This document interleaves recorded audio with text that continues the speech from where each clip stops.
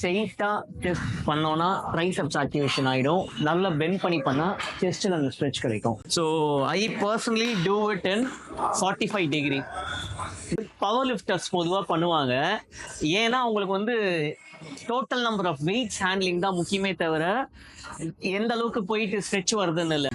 சயின்ஸில் பார்த்தோன்னா partial range of மோஷன்லேயே மசில் ஆக்டிவேஷன் வருதுன்னு லேட்டஸ்ட் ரிசர்ச்சில் சொல்லியிருக்காங்க. லாஸ்ட் நான் தான் பைசெப்ஸ் பண்ணுகிறேன். அந்த ஓவரால் எனர்ஜி எக்ஸ்பெண்டிச்சர், அந்த கேலரி பேலன்ஸ் தான்.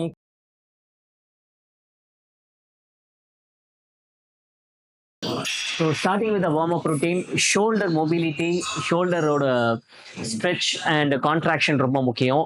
ஸோ டே 1 நம்ம செஸ்ட் ஸ்டார்ட் பண்ணுறதுக்கு முன்னாடி ஷோல்டர்ஸை நல்லா வார்ம் அப் பண்ணிடுவோம். Shoulders external rotation, internal and external மூவ்மெண்ட்டுக்கு நம்ம இந்த ஸ்டிக்கை யூஸ் பண்ணிக்கிறோம். Followed by shoulder dislocation.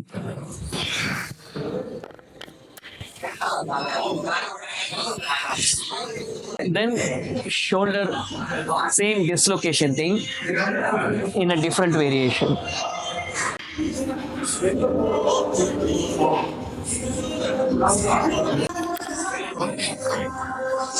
அடுத்த வார்ம் அப் ரொட்டீன் போகிறதுக்கு முன்னாடி இது என்னோட ரெகுலர் ரொட்டீன். சில பல இன்ஜுரிஸ் உடம்புல இருக்கிறதால ஃபிசியோதெரபிஸ்ட் ரெக்கமெண்ட் பண்ண ரொட்டீன்ஸ் இது. சின்ன சின்ன ஸ்பைன் மூவ்மெண்ட் அலைன்மெண்ட்ஸ்க்காக நான் செய்யறது. கேட் கேமல்,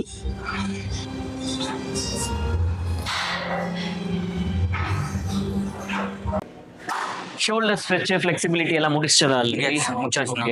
ஃபர்ஸ்ட் புஷ்அப்ஸ் பண்ணிடலாம், then followed by tips.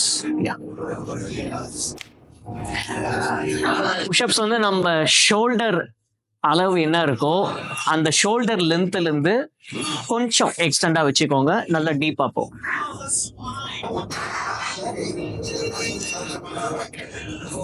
Mountain மாதிரி இருக்கக்கூடாது. க்ளூட்ஸு ஸ்ட்ரைட்டாக வைங்க, பாடியை ஸ்ட்ரைட்டாக வைங்க. 12 numbers.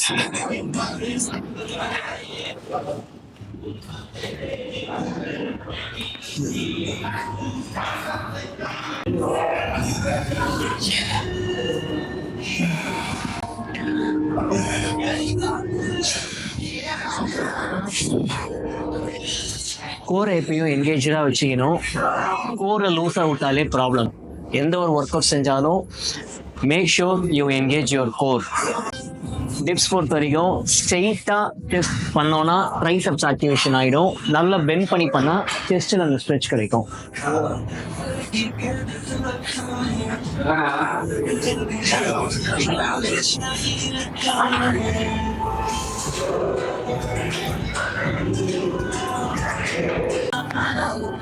Lean little bit forward. Yeah. So I personally do it in 45 degree. The 45 to 55, whichever angle you feel that activates your upper chest, நீங்க அது பண்ணலாம். Warm up set and working set ரெண்டு பண்ண போறோம்.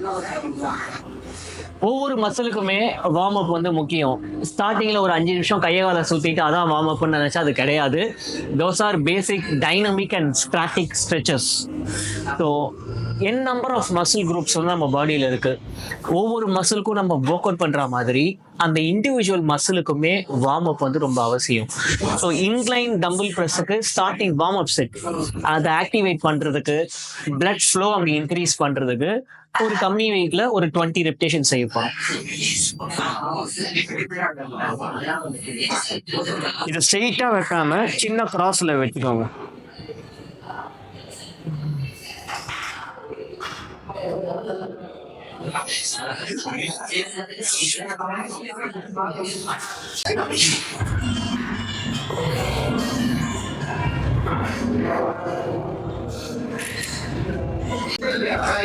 நீ தான் செய்யற.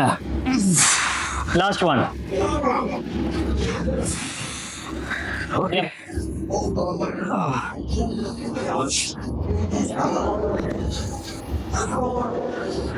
சூப்பர் பா. 20 reps. பெரிய ஆர்ச்செல்லாம் போட வேணாம் பெஞ்ச் ப்ரெஸ் பண்ணும்போது. பவர் லிஃப்டர்ஸ் பொதுவாக பண்ணுவாங்க. ஏன்னா அவங்களுக்கு வந்து total number of weights handling தான் முக்கியமே தவிர எந்த அளவுக்கு போயிட்டு ஸ்ட்ரெச் வருதுன்னு இல்லை. அவங்களுக்கு அந்த மோஷன் கம்மியா வரணும், அவங்க டச் பண்ணிட்டு தூக்கிடணும். அந்த மோஷன் ரேஞ்ச் ஆஃப் மோஷனை கம்மி பண்றதுக்காக பெரிய ஆர்ச் வைப்பாங்க. ஃபிட்னஸ்க்கு, ஜென்ரல் ஃபிட்னஸ், மசில் ஹைப்பர்ட்ராஃபிக்கு ஒரு சின்ன ஆர்ச் இருந்தா போதும். அதுவும் அந்த செஸ்ட் ஸ்ட்ரெச்சுக்காக பெரிய ஆர்ச் தேவையில்லை. ஸோ ரொம்ப ஸ்ட்ரெயின் பண்ணிக்காதீங்க. Engage the core, Titan the shoulder. Yeah, 20 numbers.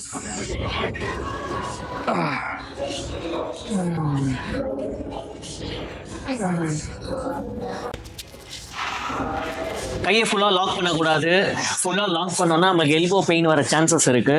So almost 90% range போனால் போதும்.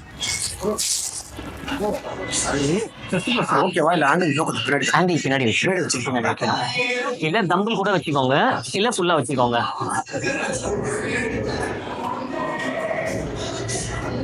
Unpaid actors. நான் அப்போ சொன்ன மாதிரி ஒருத்தர் நல்ல இன்க்ளைண்டா வச்சு பண்ணிட்டு இருந்தாரு. ஷோல்டர் ஆக்டிவேஷன் தான் அதிகமாகும் செஸ்ட்டை விட.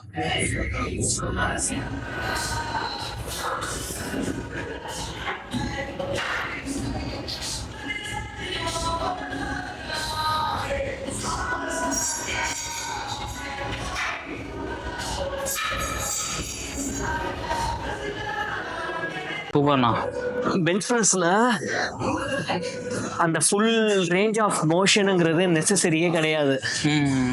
சயின்ஸ்ல பார்த்தோன்னா பார்ஷியல் ரேஞ்ச் ஆஃப் மோஷன்லயே மசில் ஆக்டிவேஷன் வருதுன்னு லேட்டஸ்ட் ரிசர்ச்ல சொல்லியிருக்காங்க.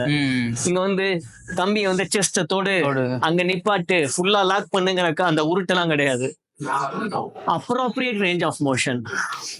6, give me 6, last 5, last 4,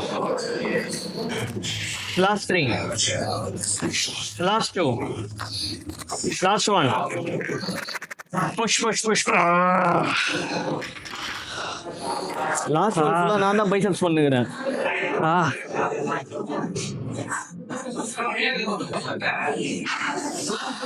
சாப்பிட்டியா? இல்லைண்ணா, ஃபேட் லாஸில் இருக்கிறதுனால பிளாக் காஃபி மட்டும் குடிச்சிட்டு வந்தேன். நல்லா பவர் கம்மியாக இருக்கு. சரி, இது வந்து இன்னொரு மித்து. ஃபேட் லாஸ்ல இருந்தா எதுவுமே சாப்பிடாம வரணும், ஃபாஸ்டர் ஸ்டேட்ல ஒர்க் அவுட் பண்ணா ஃபேட் லாஸ் இன்னும் ஸ்பீடா ஆகுங்கிறது ஃபேக்ட் தான். பட் வெயிட்ஸ் நல்லா புஷ் பண்ண முடியாது. அந்த ஓவரால் எனர்ஜி எக்ஸ்பெண்டிச்சர், அந்த கேலரி பேலன்ஸ் தான் முக்கியம் தவிர முன்னாடி சாப்பிடக்கூடாது இதுக்கப்புறம் சாப்பிடலாம் அப்படிலாம் இல்லை. வேணும் ஒரு சின்ன ப்ரீ ஒர்க் அவுட் மீல் சாப்பிட்டு வரலாம். ஓட்ஸ் எல்லாம் ஒரு பனானா இல்லை bread with peanut butter something ஒன்று அந்த ஒரு குளுக்கோஸ் உனக்கு இருந்தால் you can push harder weight. Train with Suren இவரோட இன்ஸ்டா ஐடியா நான் அட்டாக் பண்ணுறேன் இந்த வீடியோவில் பார்த்துக்கோங்க. ஸோ ஃபாலோ பண்ணுங்க. Aspiring and inspiring athlete. Incline flies, இந்த எக்யூப்மெண்ட் வந்து ஸ்பெசிஃபிக்காக இன்க்ளைன் ஃப்ளைஸ்க்காக டிசைன் செஞ்சுருக்காங்க. 2 கிலோ போட்டு தான் சொல்லிட்டு பண்ணிருக்கலாம். பரவாயில்ல, அதாவது கேஷுவலாக இருக்கட்டும். இதில் வெயிட்ஸ் அதிகமாக போட்டு பண்ண முடியாது, இன்னும் நல்லா மேலே ஏறிக்கும். கை எக்ஸ்பேண்ட் ஓப்பன் பண்ணு ஃபுல்லாக அப்படி. யா, 20 numbers.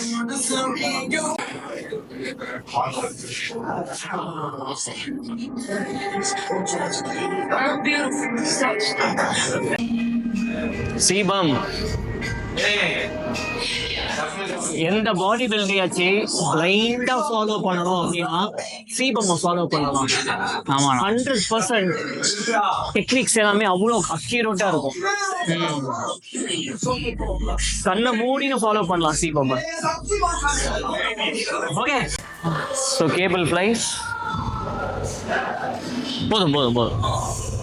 அகைன் இன் இல்லாம அவுட் ஸ்ட்ரெச் இங்க ஃபீல் ஆகும். Mind muscle connection.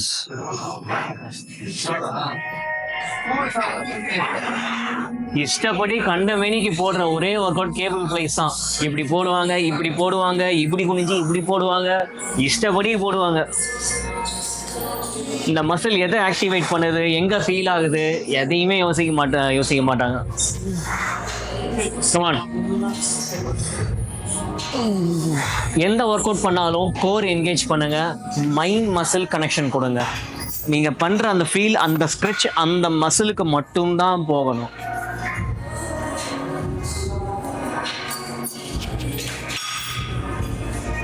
ஃபர்ஸ்ட் சென்டரா இருக்குமா? Okay, alright. இன் எடுத்துட்டு போகாம அவுட்ல போங்க.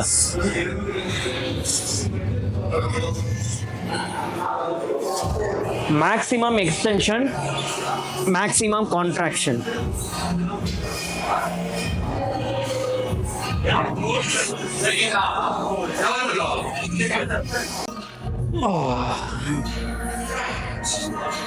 உங்களுக்கு நிறைய பேர் சொல்லுவாங்க 30 செகண்ட்ஸ் ரெஸ்ட் போதும், 45 செகண்ட்ஸ் போதும், 1 மினிட் போதும்ன்ட்டு. உங்கள் ஹார்ட் பீட் எப்போ ரெகுலர் ஆகுதோ அப்போ நீங்கள் அடுத்த செட்டு பண்ண ஆரம்பிங்க. ஏன்னா ஒரு 30 செகண்ட்ஸ்க்கு ஒரு வாட்டி, 45 செகண்ட்ஸ்க்கு ஒரு செட்டும் அவ்வளோ இன்டென்சிட்டியாக பண்ணி ரொம்ப எலிவேட்டராக உங்கள் ஹார்ட் பீட்டை நீங்கள் வச்சுக்கணுங்கிற அவசியம் இல்லை. ஒரு செட்டு நல்லா இன்டென்சிட்டியோடு பண்ணுங்கள். அந்த செட்டு முடித்த உடனே ஹார்ட் பீட் நார்மலைஸ் ஆகட்டும், அப்புறம் அடுத்த செட் பண்ணுங்க. இப்படி பண்றதால உங்க பிரீத்திங் நார்மல் ஆகும், நீங்க இன்னும் எஃபிஷியண்டா நல்லா புஷ் பண்ணலாம். வெயிட்ஸ் அதிகமாக போடணுங்கிற நெசசிட்டியே கிடையாது. உங்களால ஹேண்டில் பண்ண முடிஞ்ச வெயிட்டை வச்சுக்கிட்டு appropriate range of motion, train till failures. Train RPE, rate of perceived execution சொல்லுவாங்க. அப் டு 9 வரைக்கும் பண்ணணும், which is reaching the failure. So stability முக்கியம். Engage your core. பாத்துக்கோங்க. Left.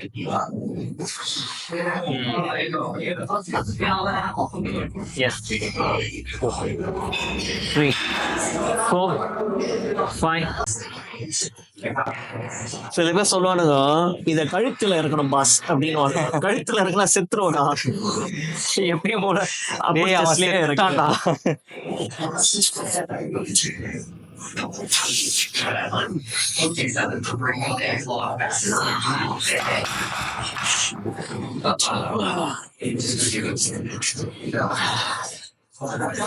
ஒர்க் அவுட் பண்ணும்போது இந்த மாதிரிலாம் பேசிட்டு தெரியக்கூடாது.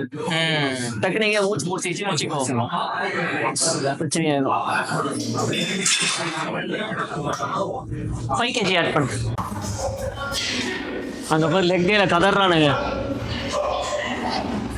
ஐயோமோ,